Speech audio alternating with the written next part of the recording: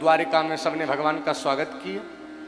अच्छा एक बात बताएं, श्री कृष्ण आप किसी बिजनेस ट्रिप से आए कलकत्ता, सबसे पहले किसके पास जाते हैं? माता जी या धर्मपत्नी जी? भागवत में क्या लिखा?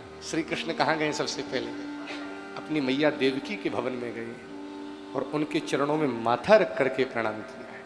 भागवत में यही लिखा, श्री कृष्ण गए हैं और अपनी मैया देवकी को प्रणाम किया। ववंदे शीर्षा सत्तो देवकी प्रमुखा मुदा। मैया आपकी कृपा से ही तो सब हो रहा है, नहीं?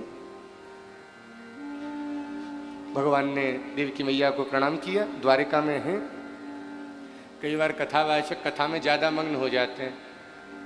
प्रश्न हो गया, महाराज उस बच्चे का क्या हुआ जिसकी रक्षा करी थी? अरे हाँ, जो तुम भूले ही गए भाई, रक्षा करी थी नहीं करी थी उत्तरा के घर में? 9 महीने जैसे ही पूरे हुए बालक का जन्म हुआ। अच्छा एक बात बताओ, अब घर में लास्ट बालक है, जानते हैं इसके अलावा कोई विकल्प नहीं। तो युधिष्ठिर बड़े गौरव में आए, खुश हो गए। तो कृपाचार्य और धौम्य को बुलाया बालक का नामकरण करने के लिए। अच्छा एक बात समझिएगा, बालक का जन्म हुआ और जब तक नाल छेदन नहीं होता ना तब तक घर में शावर नहीं लगती। अशुद्धि कब होती है? नाल छेदन के बाद में। और जन्म से नाल छेदन का जो समय होता है ये दान के लिए श्रेष्ठ समय। इस समय अनेकों गुना पुण्य मिलता है पृथ्वी स्वर्ण आदि दान करने का। प्रजातीर्थ दान कहते हैं। युधिष्ठिर ने दान किया, कृपाचार्य और धौम्य को बुलाया। अच्छा एक बात, बालक का नामकरण करने के लिए बोले बताइए ना हमारे बालक का नाम क्या होगा? तो क्या नाम रखा बालक का? बोले इस बालक की रक्षा माँ के पेट में भगवान विष्णु ने की है, इसलिए इस बालक का नाम होगा विष्णु रात। क्या नाम होगा? जोर से बोलो, विष्णु रात। जोर से बोलो, विष्णु रात। हाँ। बोले बालक का एक ही नाम नहीं, एक और होगा। क्या? इसने माँ के पेट में ही भगवान को पहचान लिया, नाम परीक्षित भी हो। परीतः इक्षति दृश्यति परीक्षितः। अच्छा एक बात ना, हर मैया बाप क्या चाहते हैं? हमारी संतान बहुत आगे जाए। चाहते नहीं चाहते हैं? और किसी के प्रति ये भावना नहीं है, पर संतान के प्रति यही भावना। ये कैसे आगे बढ़े? चाहते नहीं चाहते? बोलो जी, हाँ जी या ना जी? बोले हमारा बालक कैसा होगा? युधिष्ठिर ने पूछी तो क्या बता रहे हैं?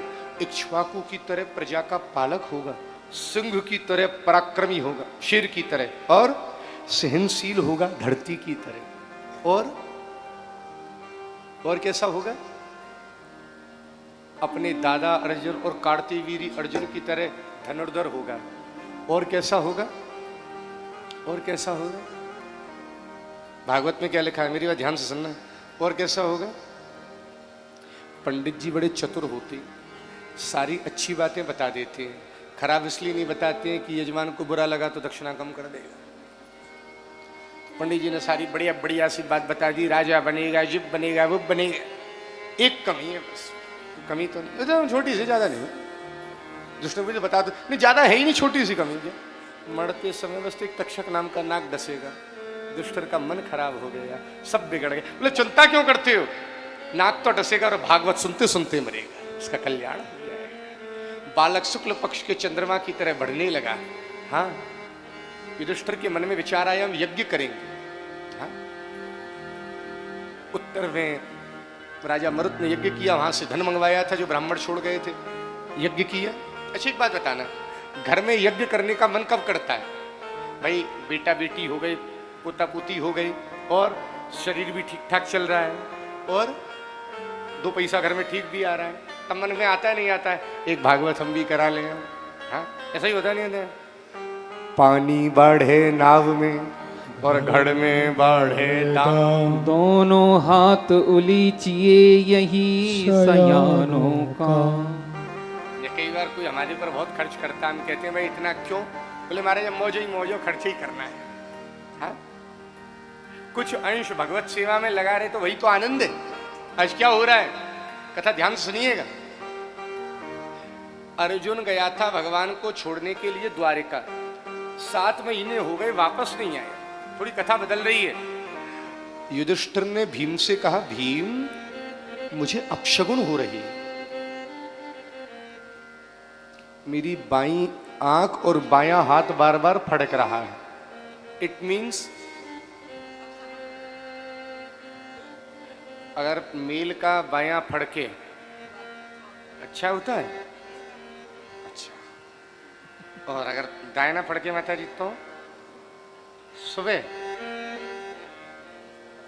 अब कंफ्यूज सी है कहीं कुछ। लेडीज का बायां फड़के तो अच्छा है, दायां फड़के तो ठीक कम है। नहीं पता भाई। देखो कभी कभी फड़के आपका बायां तो ठीक, रोज फड़कता हो तो किसी अच्छे डॉक्टर को दिखाओ।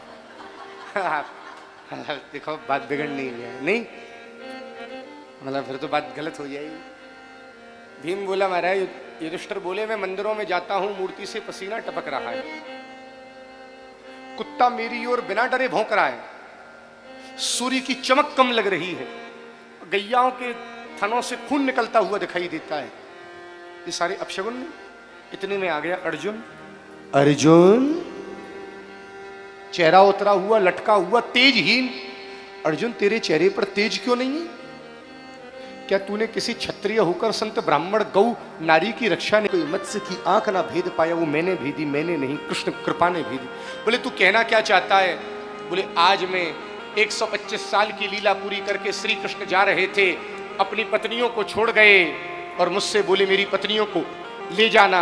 मैं कन्हैया की पत्नियों को लेके आ रहा था, रास्ते में भील लोग मिल गए जंगली, और कन्हैया की पत्नियों को मुझसे छुड़ा करके ले गए, मुझे बांध दिया। तब मेरी समझ में आया, मुझे घमंड होता था तू वही महाभारत का नायक अर्जुन है जिसके सामने दादा भीष्म, द्रोण, कृपाचार्य, कर्ण नहीं टिक पाया। और आज वही धनुष था, वही बाण थे, वही में अर्जुन, वही विद्या थी दिमाग में, पर आज साथ में केवल कृष्ण कृपा है। कथा समझ में आ रही है नहीं आ रही है? ये जो कुछ अच्छा हो रहा था कौन कर रहा था? समय करे नर ना करे, समय बहुत बलवान, भीलन लोटे कोपे का, वही अर्जुन वही बाण। कथा समझ में आ रही है नहीं आ रही है?